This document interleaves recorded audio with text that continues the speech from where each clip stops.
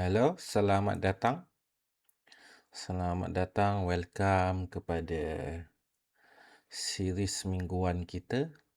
Konten apa minggu ini? Untuk 2 hari bulan 8. Kita dah masuk bulan Ogos dah. Alhamdulillah. Jadi hari ni kita nak tengok satu konten YBS. YBS International Berhad. Okey. Diingatkan sekali lagi, ini hanyalah untuk tujuan pendidikan saja. Anda bertanggungjawab untuk segala dagangan yang anda lakukan sendiri. Okey. Jadi, mari kita tengok YBS. YBS ni ini dah buat all time low ke? Oh, ni bukan all time low. So, ini 52 week. 52 week low. Kita ada 52 week low kat sini 52 week low. Okay. So, dia dah ada sedikit uptrend. Kalau kita tengok weekly. Okay, ada weekly. So, adakah ia di sini? Ini dia dah naik dia dah ada uptrend. Tak daily. Trendline dah break dah lama dah. Kita boleh ambil daripada sini. Kita ni ada satu trendline kat sini. Entry kat sini. Bawah ni pun ada trendline.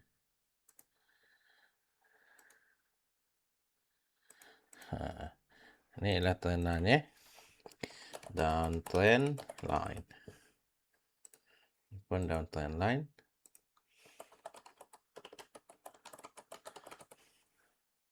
This is the best entry kalau ikut kepada trendline ni. Ini the second entry. Kat sini pun ada kecil, sini pun ada kecil. So kita tengok counter ni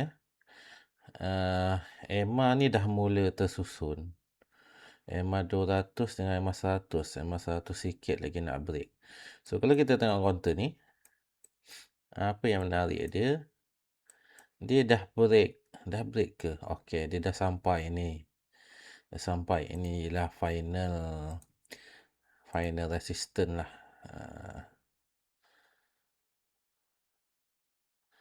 Saya letak kat sini resistance lah. Warna hijau.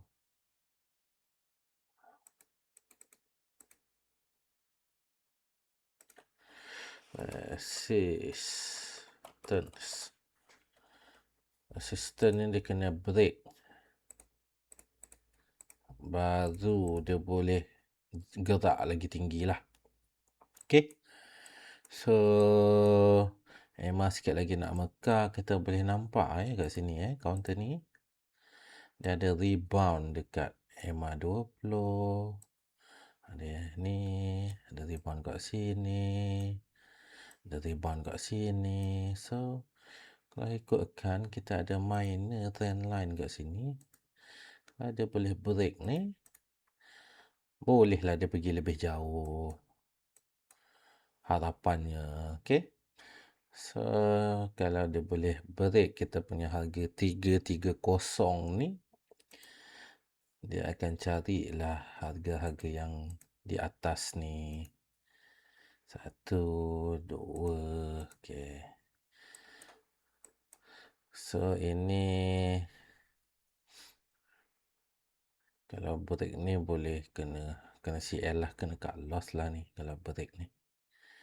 Bocor ni kena buat cut loss. Okay. Rasanya ada potensi. Adakah dia boleh cari balik dia punya harga asal dia 76 sen. Jauh lagi 76 sen ni.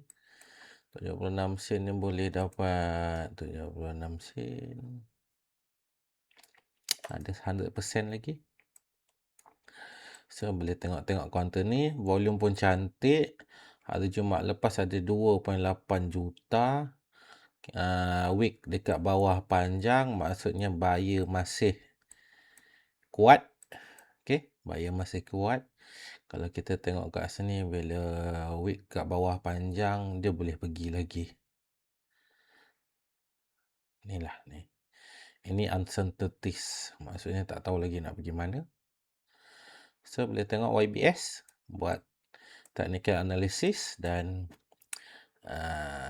set anda punya trading plan. Okay? So, itu saja buat minggu ni. Terima kasih. Kalau ada apa-apa soalan, boleh tinggalkan komen. Ada apa-apa konten yang nak kita tengok, boleh tinggalkan komen ya. Sekian, terima kasih.